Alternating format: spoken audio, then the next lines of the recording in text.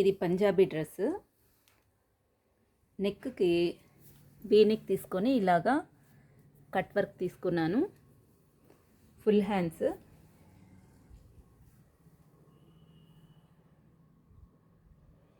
డ్రెస్కి సైడ్కి ఈ విధంగా లేస్ లాగా అటాచ్ చేసుకునేసి కింద కూడా కట్ వర్క్ తీసుకున్నాను.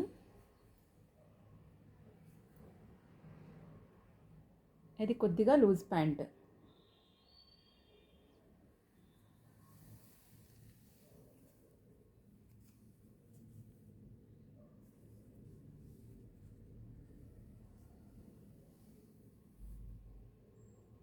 ఇది కాటన్ మెటీరియల్.